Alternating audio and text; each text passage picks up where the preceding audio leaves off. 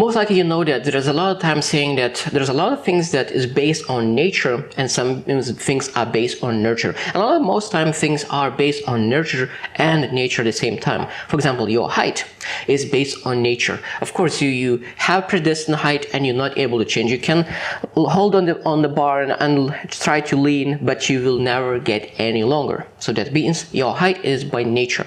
But I think about what is based on nurture. And I think that one of the most important things that is based on nurture is your emotional stability. That means that you are able to nurture it and change it, improve it. And a lot of times our ability to control our emotions is based on our childhood. How your parents used to control their emotions, how your circumstances, and where you grew up. Because a lot of times the childhood is very, very important for our emotional stability.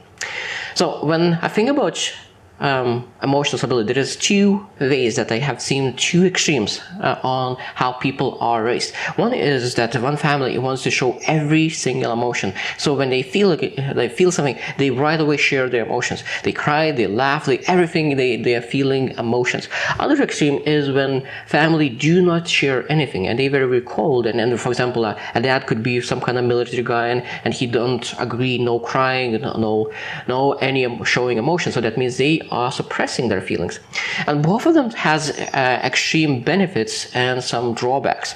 So for example, a family who shows their emotions every single time is not good as well, because what it does when you grow up and you start showing your emotions every single time, you are not very predictable. So that means when you think about leadership, what kind of person you love to have? You want to have a predictable person, or do you want to have a very emotional leader? I personally want very predictable. So that means a person who has emotions, you can feel that they have emotions, but they are very predictable. Every single day when you come to the office, how my leader will be today, will be crying or will be laughing. No, you need to make sure that you're able to control your emotions.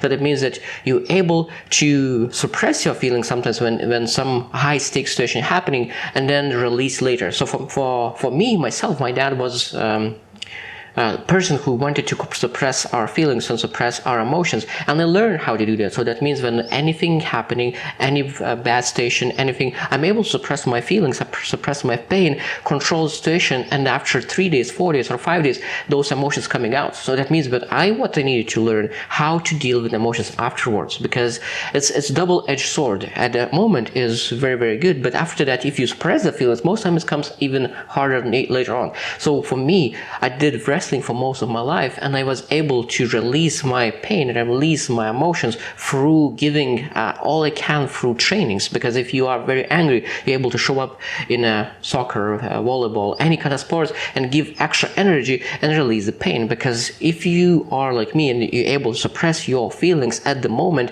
you need to find a way how you need to express your feelings, express your pain. Because a lot of times people who suppress their feelings and not able to release it, so afterwards they break and they're not able to understand where they're coming from. Because I know that sometimes when I didn't do exercise and I was able to keep those emotions aside, is not helpful for my body, because sometimes you lose appetite or something that body doesn't want to release the pain. So that means I learned how to release it through sports.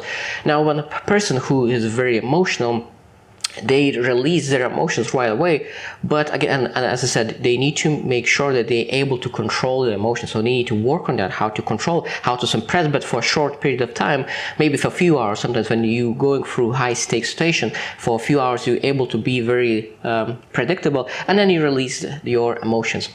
Now, when I think about controlling your emotions, I think that really is one of the most important skill to have. Because when I think about life, we need to move like this. We need to move steadily forward. And a lot of times when people allow their emotions to control them, that means that they're moving in a roller coaster. And people who are in a roller coaster, they want to quit most of the time.